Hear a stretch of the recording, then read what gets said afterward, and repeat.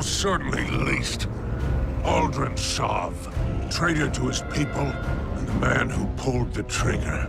You've certainly come a long way, Destiny 2, haven't you? You launched in your vanilla state to rave reviews from critics and colossal disappointment of fans. But now 1 year, multiple updates, and 2 mixed quality expansions, you're finally where you should have been. Which isn't saying much, I'm disappointed to say. For everything Forsaken does that revitalizes Destiny 2's experience, it does something else that either doesn't add anything or hurts the experience. But does that mean this game is worse off because of this expansion? Well, let me tell you how it is, starting off with its biggest selling point, the new story.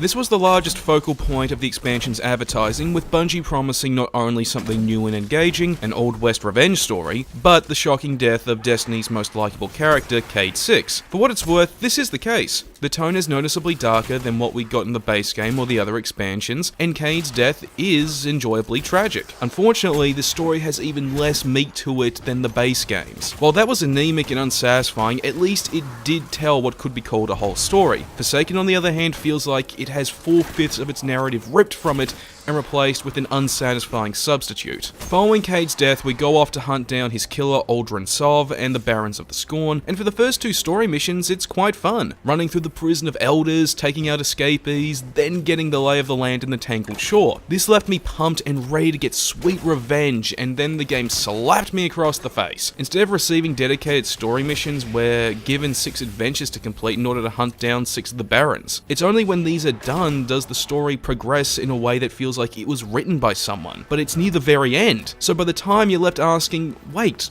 where's the rest of it? Something I genuinely yelled in the cinema when 50 Shades of Grey ended, and I hated that movie.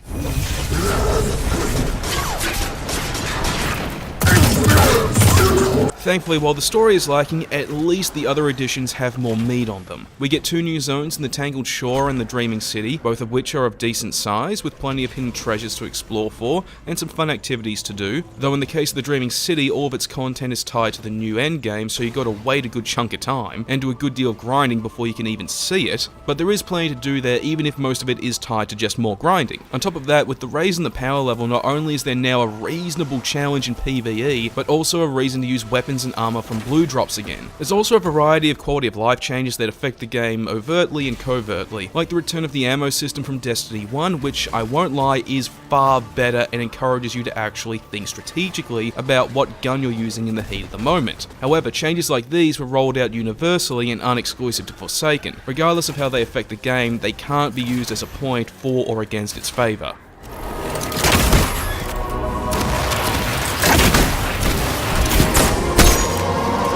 The same though can't be said about the boss fights against the Scorn Barons. Don't get me wrong, all these fights are unique onto themselves, but that doesn't stop them from being disappointing. Case in point, the Rider.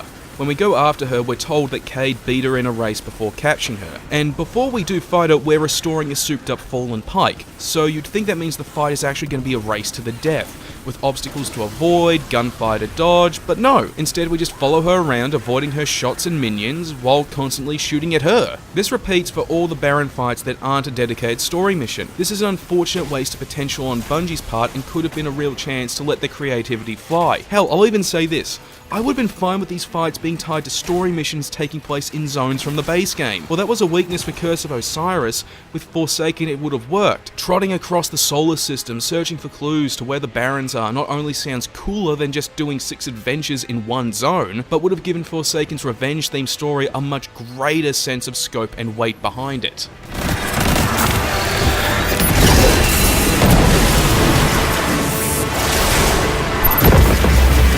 At least the new enemies we fight aren't disappointing, or at least not a major one. The Scorn are essentially undead fallen with a preference for fire-based attacks. It is sad that for this new enemy, Bungie just reskinned another enemy group, but at least they're more distinct than the Frozen Hive from Warmind, and are made up exclusively of new enemies, which in turn presents new challenges. From obese-crawling suicide bombers, to over-eager Mardi Gras fire dancers, to even lanterns that turn entire groups immune to damage from the player instead of just one. Also, I know that with everything I've said so far, it sounds like everything about Forsaken has been either disappointing in some way or not that great, but that's not true. There is one thing that Bungie added with Forsaken that no one can deny is fantastic.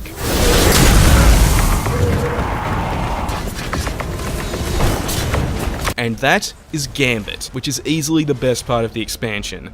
A new PvP mode where two teams play their own horde mode but compete for the highest score to see who can fight and kill a final boss first. If it was just this, then it wouldn't be anything to really write home about, but what makes Gambit unique is how a portal will open up and let you go into other teams' maps and grief them. And let me tell you, there is nothing more satisfying in Gambit than to go after a player who's about to bank 15 points to unlock their final boss, and then take him out to set him back too far to recover from. This is complemented by some great snappy commentary from the mode's host, the Drifter, who is just dripping with sinister charisma. And before each round, not only is the enemy race selected at random, ensuring greater replayability, but you get to enjoy a banter area, where the two teams are kept separate to use emotes for some good old-fashioned taunting.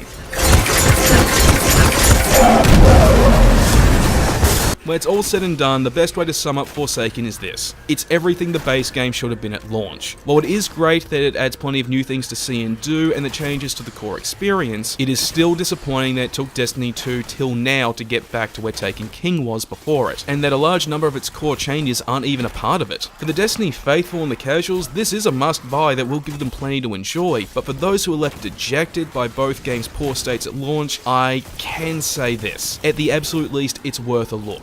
Speaking as someone who's played Destiny 2 since its PC launch, it has come a long way and has gotten marginally better in almost every area. If you got money to spare, it is worth sparing a glance when it's on sale, but don't be surprised if you end up playing Warframe or The Division instead.